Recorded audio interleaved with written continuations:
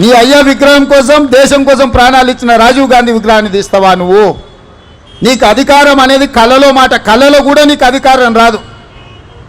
Assembly ఎన్నికల్లో 39 సీట్లు ఇస్తే పార్లమెంట్లో వస్తే 7 సీట్లలో డిపాజిట్ పోయింది, 15 సీట్లలో థర్డ్ ప్లేస్లో వచ్చిన సన్నాసి నీ పార్టీ మళ్ళీ అధికారంలోకి వస్తుందా? నీవు మళ్ళీ రాజీవ్ గాంధీ విగ్రహాన్ని తీస్తా అని మాట్లాడతావా? చింతమడక పోతో బిడ్డ నువ్వు అనుకుంటున్నావు ఈ చింతపండు అవుతుంది అక్కడికి గిన వస్తే. ఆయనకి ఇప్పుడు తెలంగాణ తల్లి గుర్తొచ్చింది. ఇన్ని రోజులు గాడిదలను కాసినవా?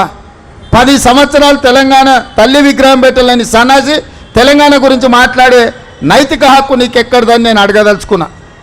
అందుకే పెద్దలు బట్టి విక్రమార్క గారి అనుమతితోని డిసెంబర్ 9, 2024 నాడు సచివాలయం లోపలనే తెలంగాణ తల్లి విగ్రహం పెట్టే బాధ్యత మేము తీసుకుంటాం.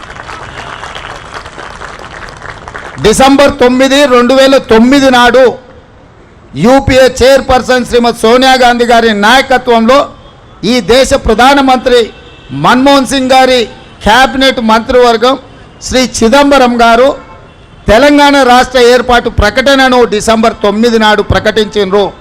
ఇదే కాకుండా మన నాయకురాలు శ్రీమతి సోనియా గాంధీ గారి జన్మదినం కూడా డిసెంబర్ 9.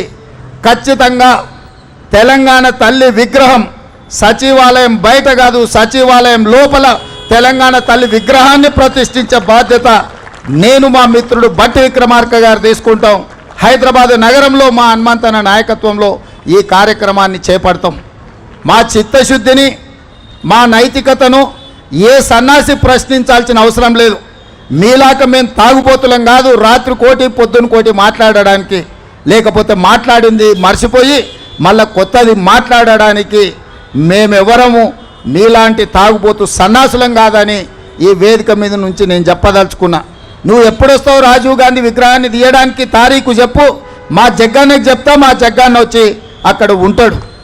అప్పుడు తెలుస్తుంది బిడ్డ నీకు రాజీవ్ గాంధీ విగ్రహాన్ని ముట్టుకుంటే ఏమవుతుందో. అప్పుడు కానీ నీకు అర్థం కాదు.